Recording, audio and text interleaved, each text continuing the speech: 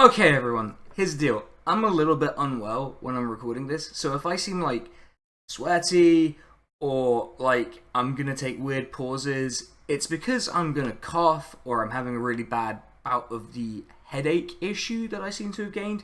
So just be okay with that. Just say get well soon, SK, in the comments. Even though I will probably be well like the day after recording. Fingers crossed. If I haven't, if I'm not well, I guess I'll put a little indication up. So I've decided not to do a montage for this video, which I expect you all to be very grateful for. Also, this is going to be a bit less video essay-y and more extended rant, which, what's the real difference, right? Like, at the end of the day, what's the real difference between those two things? So, let's just see how it goes. But I am going to start this video, now that we're starting it properly, with a question, and you can guess in the comments what you think the answer is. What do I, notorious crybaby Ricky Gervais, and Black Mirror creator and overall liberal melt Charlie Brooker have in common? And this isn't a trick question, we genuinely have something in common. Guess it in the comments. If you get it right, you'll get, I don't know, some kind of dopamine from me telling you that you're right. It's the best I can do right now. Comedians they're weird at the best of times. I don't think a single comedian can seriously claim to be normal, and to be honest, normal was kind of overrated. But mainly because the urge to get up on a stage and tell jokes to an audience that might just think that you're not very good is tough to understand. I mean, my excuse is that barely anyone watches the videos, so it's more like talking to a mirror for me when I do my videos or put jokes into them, right? Plus, I can't actually see you, which is a blessing for me in terms of performance, and also I get to try it as many times as I like. We live in kind of a weird time in the grand scheme of human history, because a court jester might have been entertaining historically, but the thing is, with being a joke teller who just makes fun of people, is that people do not take you seriously. That's why jester's privilege was a thing, because who cares about the opinion of a fool? And yet, we live in a time where being a comedian can get you a platform that means people almost are compelled to take you seriously. I mean, not to get the same kind of angry Romanian monarchists commenting on this video as the NATO one, but the current president of Ukraine was a comedian, and here is some footage of him playing a piano with his dick, and also probably with a bunch of other guys too, playing the piano with their dick. And you know what? That's kind of funny. Definitely not the peak of his career, but pretty good. But this guy is currently in charge of a country being invaded by Russia, which means that he is both a guy who played the piano with his dick and someone that you have to kind of take seriously. Whatever you think about the court jesters of old, they weren't as whiny about whether they were or weren't taken seriously and whether they had the right to say certain things, because, well, a lot of the things we're going to talk about just didn't exist, right? Like TV, the construct of race in the context of colonialism, white supremacy, a need to be an edgy outsider because you have the emotional intelligence of a 12-year-old. For all of the comedians in the Anglosphere's self-image as truth tellers who can tell it how it is in a humorous way, they really, really, really struggle when they run into specific topics. And this video is going to be primarily about comedians in the aforementioned Anglosphere.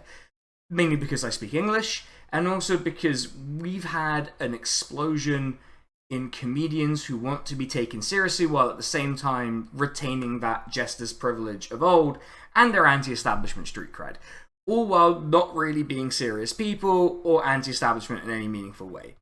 This video will borrow heavily, at times, from an article in Red Pepper by a friend of the channel, Juliet Jakes, titled How Corbyn Unmasked Comedy.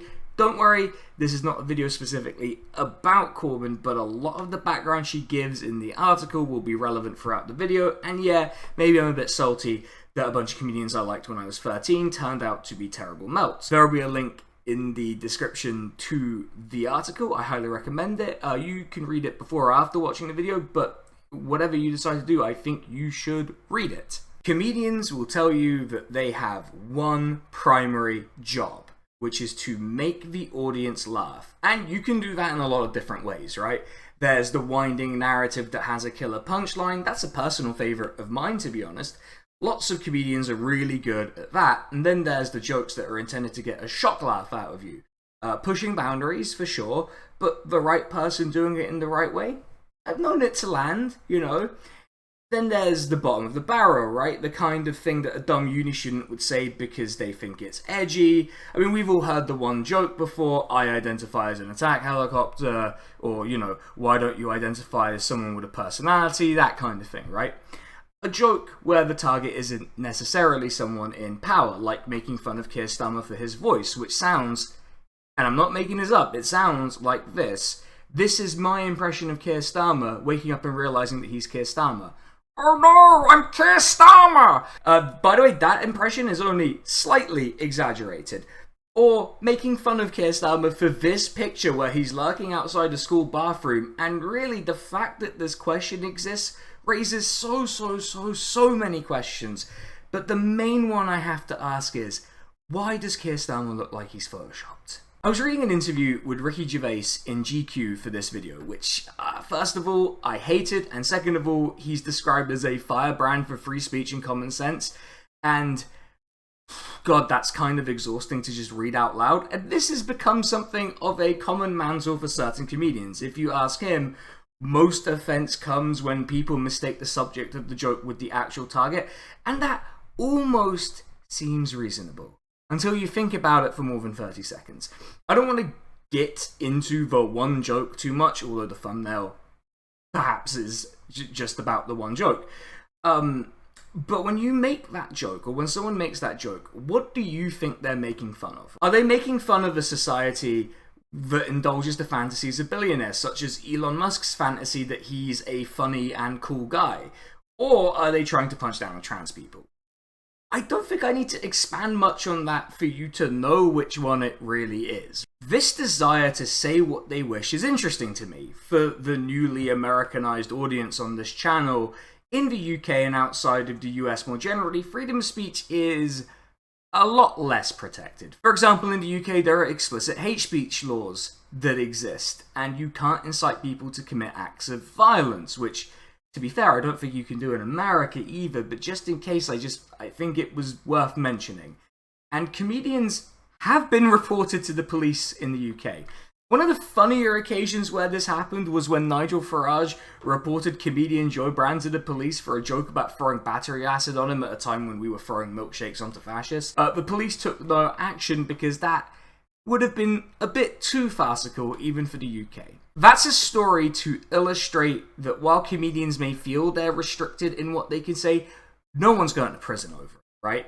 Or at least that's not happening to the overwhelming majority of them. I'm sure like once a comedian has been sent to jail. Maybe not for comedy, but I'm sure it's happened. So the question I have is, what's happening to them? And what is it they want to say exactly, given that you can make a throwaway joke about throwing battery acid on Nigel Farage, and Jimmy Carr can continue to have a high-profile and quite a lucrative comedy career after a joke about the Holocaust, where he said the deaths of gypsies was a positive, which is a very, very cool thing to say and completely normal. And how could that be construed as hate speech? I have no idea. So they can say what they want. The issue appears to be rooted in something else, one of which is people don't have to find you funny, and sometimes the butt of a joke can point out that you're being a dick.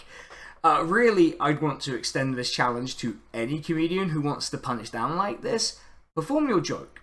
I don't really have an issue with performing the joke as such, but if you think it's really funny, you have to perform it in front of an audience entirely composed of the people you're joking about.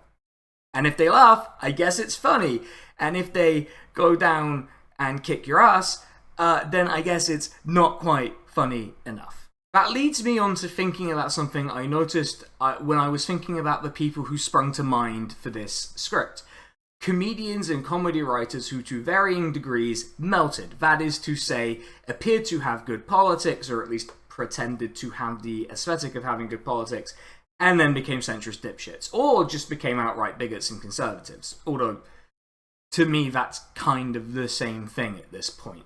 If we take a look at the article by Juliet Jakes, some names stick out, like Stuart Lee, Armando Iannucci, Charlie Brooker, and then you think about some of the more egregious people like the ones I've mentioned so far, Jimmy Carr, Ricky Gervais, or you could even push it to the king of having a very bad divorce, Graham Linehan, and to the racism understander-in-chief David Baddiel, who tried to reinvent himself as a public intellectual specializing in racism, while it took him 25 years to apologize for doing blackface and relentlessly mocking a black footballer, as well as the customary anti-GRT jokes, of course. And no, I will not show a picture of him doing that because I'm just not going to do it, okay? Now, what I'm not saying is that all of these people are the same, because these people can represent quite distinct expressions of conservative thought, including the centrists who might otherwise be quite inoffensive. With Jimmy Carr and Graham Linehan, it might seem unfair to lump them in with them, right? But in a follow-on from my previous video, the center has changed and become quite strongly radicalized and alienated from the left, so they're kind of in this camp now. What I do find interesting is the similarities at play. You know, similar ages, white, male. In a lot of cases, they would feature on panel shows in the UK that would feature politicians, and there'll be a bit more on that in a sec. They would position themselves as, if not to the left of where most electoral politics is, then certainly more authentic. It's just that a lot of the authenticity turned out to be more in the vein of a 30-something getting away from their partner at the pub saying they're all the same after they've sunk their fourth pint. If we look at the kind of person we think of, there's something that's generally true about them. Either in their comedy or in their political opinions, they've made choices. And those choices have been risky to some extent. I say this in a generalized content creator way, right? You make choices all the time, and any of them can carry a degree of risk. In the case of comedians that we're thinking of, they either chose to take their material to a place where it clashed with the sensibilities of a part of their audience, or they decided to get explicitly political in a way that reflected the kinds of risks they were willing to take. Namely, that they wanted to be able to say things like what Jimmy Carr did about gypsies, to make the one joke, or just to be able to say what we're really thinking is kind of what the shtick usually ends up being. The thing is, when you take that kind of risk, you get backlash. And backlash is unpleasant. I think it's a totally human response to see people reacting negatively to something you've put out there and to get like a little defensive about it. That's made more complicated by the fact that sometimes haters gonna hate. There are some people who will never take yes for an answer, so don't try to meet them in the middle, right? But there are people who get hurt, who are concerned, perhaps even a little confused by the turns that these people take, which leads me to wonder, why are they like this? When you think of a successful comedian, you probably have a few things that pop to mind. Like a Netflix special, or just constantly being on the TV or in magazines, and just never shutting the fuck up. Weird as it might seem for people my age, it wasn't always like this, especially not in the UK. That's not to say you couldn't have made a living as a comedian or a comedy writer. When people think of British comedy, for example, they tend to think of things that are quite old now, at least in terms of their start date. Like, I don't know, for some reason I thought of Only Fools and Horses when I thought of this, which began in 1981 and somehow ran until 2003, which is an incredibly long time for a sitcom to be running for. My point is that there's always been a demand for people who make us laugh. It serves an important social function, and we're predisposed to like people who are funny. That's why I spend way too much time and effort trying to write jokes into these scripts, because it's an easy way to keep your attention and it makes you like me. Or at least it should. Sometimes that demand for funny people can be translated into people paying you to be funny, which is a very cool thing to have happen. But the nature of the game has changed a bit in the UK, especially in the 1990s. As Juliet Jakes describes it in her article. During the 1990s, and especially in the New Labour years, stand-up comedy became a lucrative industry. Its entry level remained a circuit of small pubs and clubs, but its peak became a variety of ready-formatted BBC panel shows, such as Have I Got News For You and Mock the Week, and then Live at the Apollo, which offered fame, fortune, and an audience of millions. the changing of the peak of where you could get to through stand-up comedy, well, comedy writing's peak was perhaps maybe a bit less lucrative. It was influenced by a changing atmosphere, by the way. And the fact that panel shows like Have I Got News For You often put comedians alongside politicians allowed them to build a profile, not just as the guy who makes me laugh, but the guy who's putting all these politicians in their place to their face. And there's something wrong with that, right? Like, why would politicians allow themselves to be subjected to that if they thought it would make any difference? The answer is precisely because it was, as Chris Morris described it in a Channel 4 interview, an exotic display for the court.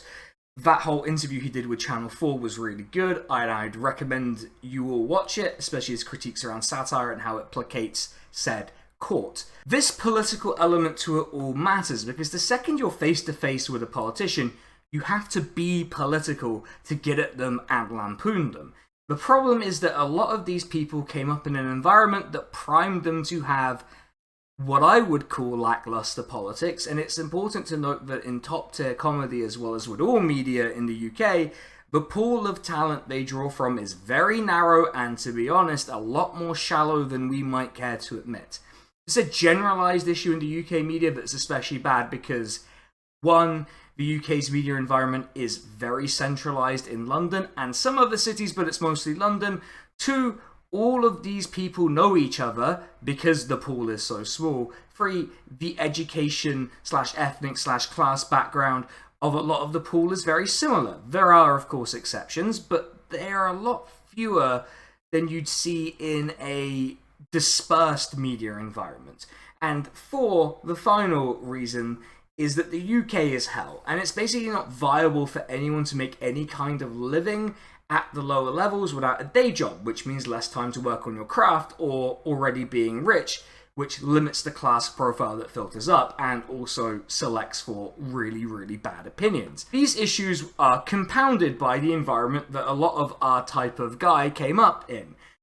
The 90s and the 2000s were disturbingly recent, but also feel like an eternity ago. Like, if you go back and watch the kind of shows that were being made back then, you'd probably feel a little shocked by the shows that emerged in that time period in the UK. I've already mentioned it, but there were multiple shows that tried to capture this kind of ironic, bigotry, edgy angle, and that's not unique to that era because, you know, Twitch streamers exist.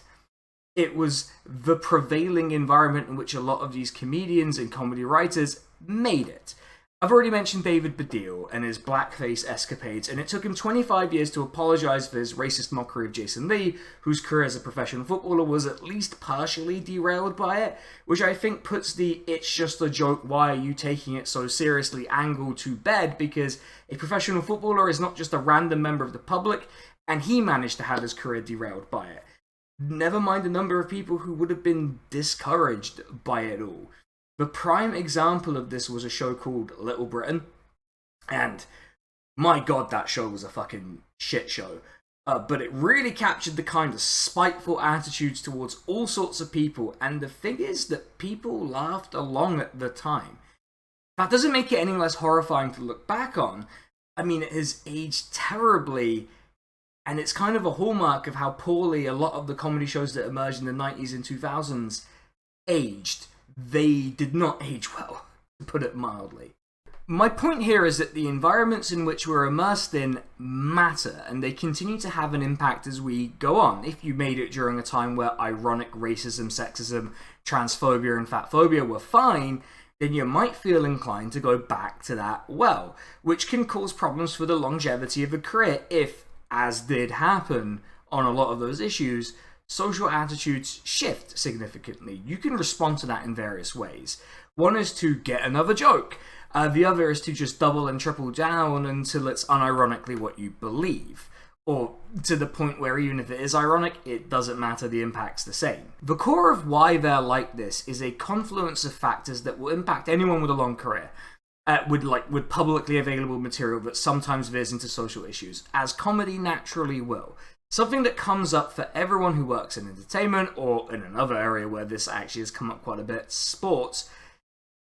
It's that you eventually reach a peak.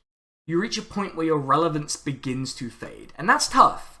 And it can be hard to remain relevant over literal decades. Now, I would say that some of the ways you can remain relevant is by taking some time to actually exist outside of your bubble and see a bit of the world, right? Or by changing the specific thing that you're doing. If you were a stand-up comic, you could try your hand at teaching people how to do it, or writing. Alternatively, the path that a lot of them seem to take is weighing in on politics in a way that reflects the environment in which they made it. That leads to some challenges for them, namely that people who had previously enjoyed their work might challenge them on it. Especially in the age of social media, where we can just at whoever we want and tell them what we think. And one person doing that is nothing, right? Like, who cares?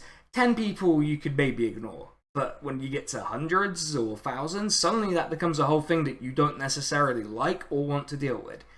It's especially bad if a person self-identifies as on the left or progressive or whatever it is they want to call themselves, and it's largely people they recognize as those things criticizing them. It's where all of this "I didn't leave the left left me" stuff comes from. It's entitlement to a certain type of audience and audience reaction.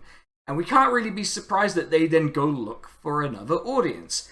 Often the one that's love bombing them after falling out with the left. And this is not to say that you should just laugh along with them. It's good to tell them to fuck off. But I'm just observing, not justifying. If you take Juliet Jake's thesis in the article I keep going back to because it's so good, there's also a failure to adapt to a more radical political environment, especially the one that emerged in the mid-late 2010s in the US with Bernie Sanders and in the UK with Jeremy Corbyn, which, whatever you think of those people, opened the doors to a lot of interesting politics to enter public discussion. I think that American comedy seemed to handle this marginally better than the UK did, partially because the pool in America appears to draw on a wider and deeper pool.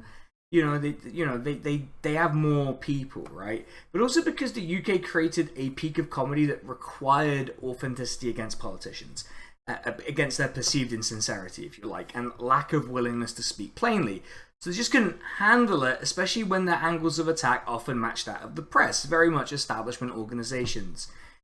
And that damaged their credibility as straight-talking outsiders. Again, the article by Juliet Jakes goes into more detail about it, but here's the key excerpt. Another trend that made it harder for satirists to land meaningful blows on the Labour leader was that the media attacked Corbyn from every possible angle, often in mutually contradictory ways, making it almost impossible for comedians to differentiate themselves from the establishment. The only way for them to do so would have been to come from an anarchist or communist position. But this required more work than saying, "I'm actually to the left of Corbyn, but..." Finally, there's a drive to reassess the work of these comedians and comedy writers, which is fine. There are lots of good approaches to doing that, and one video I enjoyed that assessed Graham Linehan's work was the Lily Simpson video about the trans episode of the It Crowd. I've never actually thought about how you're meant to say that, but there'll be a link in the description, obviously. There are also some analyses that try to revise opinions on the people who did the work themselves, or at least on the work that they produced, right? A lot of things like Linehan never wrote anything funny, or Robert Webb, who's another comedy person who veered into transphobia and centrism, which are two great flavors together at last, I guess. But he's most famous for playing Jez in Peep Show, which is a great show. And I would say that, I was guilty of this, that he was always a tiresome bore and he was only ever good in Peep Show because he was playing himself. And part of that is true. It's not that bigots are inherently unfunny, or that bigotry is unfunny, which it is unfunny, to be clear. Bigotry is not funny. It's that bigotry is something that cuts across so many lines that people whose work we enjoy, and maybe still enjoy in some cases, like I love Peep Show memes to this day, can be susceptible to falling down that pipeline. Even with all the benefit of doubt in the world, people whose work has earned them a positive reputation and a platform are incentivized to conform to the limitations of what the peak is in their chosen industry. In a sense, they must conform to the usual boundaries we see in political reporting, especially once their material takes a political turn.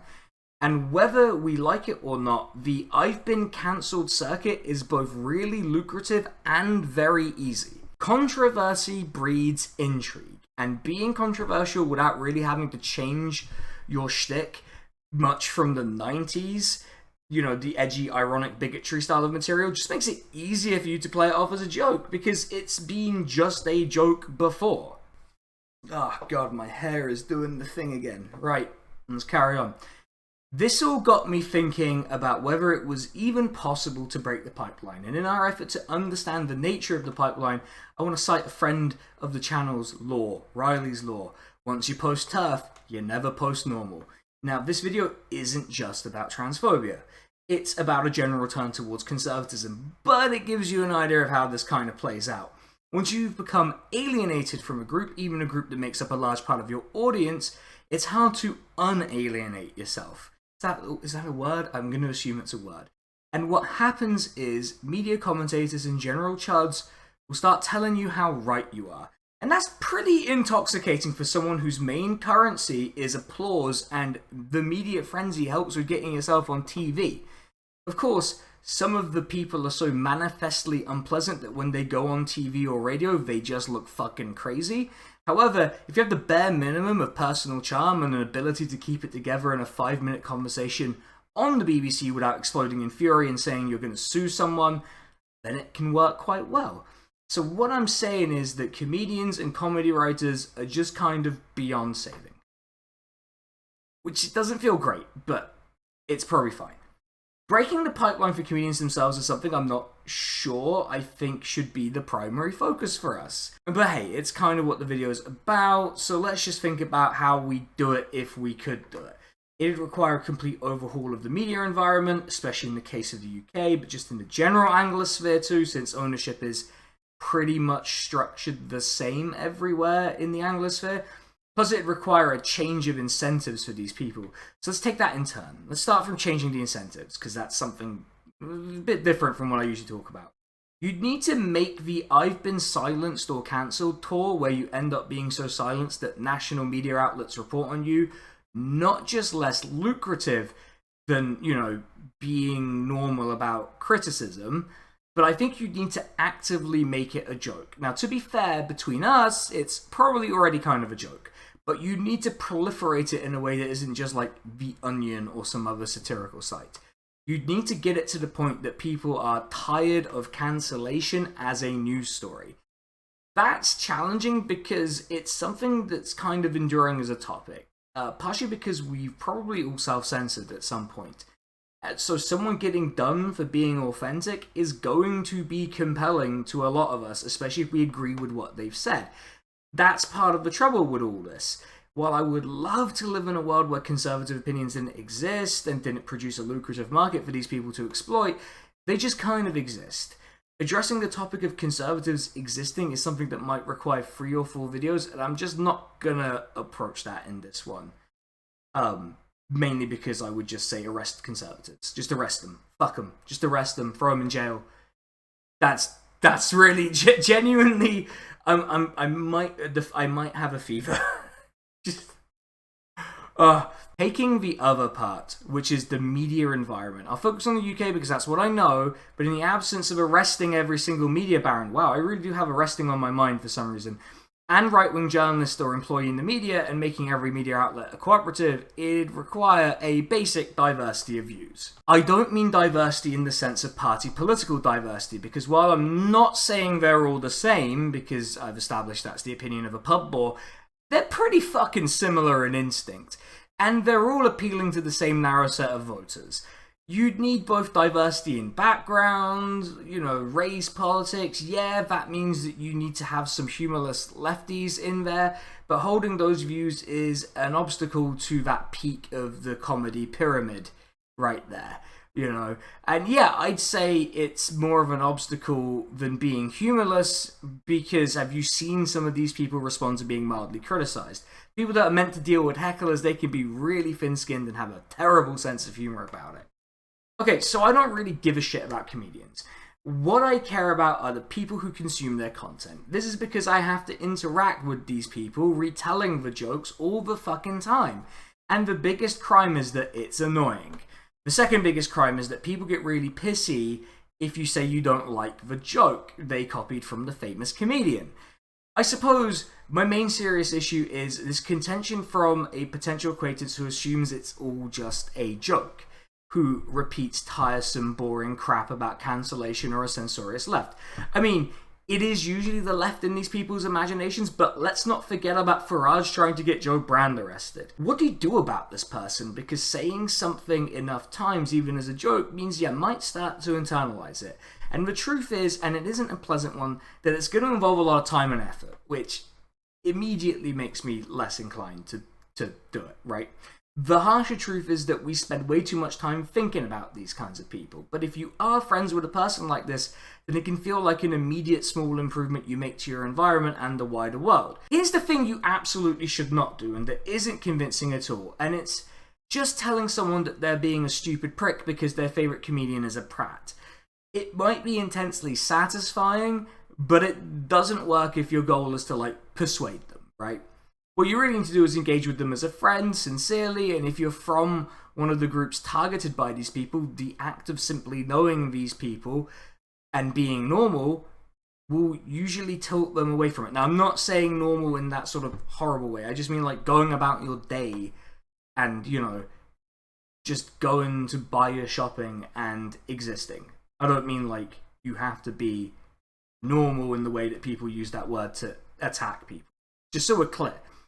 It's like how the areas of the UK that voted for UKIP had the lowest rates of immigration. It's hard to hate or make hateful jokes about people you meet day to day. And yeah, I get that it's the press and it's all of these other things, but providing them an environment where they see us as real people can really move the needle a little bit. What I'm describing, I realize, is basically a de-radicalization program for people who are too into Ricky Gervais, which is probably a good time to realize that this might be getting away from me and try and just wrap this whole thing up. By some way of a conclusion, I just want to say that we should not be focusing on either comedians, comedy writers, or the people who are desperately repeating their jokes to get cheap laughs in the break room as a primary mode of our praxis. Just want to be really clear about my thoughts on that.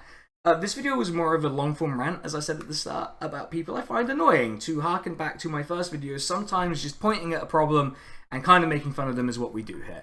To be a bit more serious, I think it's a shame that people who have the capacity to produce great bits of entertainment, which can make people laugh, can be like this, and the lesson isn't really that these people are incapable of doing that. Bad people can have good taste. A recurring lesson on this channel recently is that anyone can be susceptible to the right incentives in the right environment, and the way we stop ourselves going down that route is some of these ideas, right? When a lot of people push back on us, pausing and taking in what they say before we react, that can help, because not everyone is a hater. Okay, there are some haters, but you have to know how to navigate that if you're a famous comedy person, or a famous anything. It's like a thing you have to know how to deal with. 2, not being afraid of changing how we engage, produce, or think about things. Sometimes what we do has to change. 3, just taking a break from it all sometimes. Pursue a hobby, learn to knit, or how to do a card trick, right? Just simple shit like that. And 4, remembering that life is too short to stop posting normal. Just be cool. With that, I think I'm ready to bring this horrible vision quest through comedy to a close. And I need to thank a few people. First of all, I need to thank my partner who proofread the script. Apparently there were no notes. So if this one's bad, it's her fault. And I need to thank Emma who makes the thumbnails. His info's in the description if you want to commission him. You should commission him. I'm going to start pushing him a bit harder. You should commission him. The thumbnails are fire. I also want to give you the answer to the question at the start. The answer is that me, Ricky Gervais, and Charlie Brooker are all from Reading. So there you go, we're all from the same town. And I want to thank my patrons, particularly the top tier patrons, Drona from Cujo, Kazi Shida, and John N, who are just the best. And if you want to be called the best, the Patreon link will be there for you to go to. I encourage you to go and do that, I guess, and check it out. It's all entirely optional, of course. My main point is like, subscribe, share the video if you enjoyed it, and I will catch you on the next one.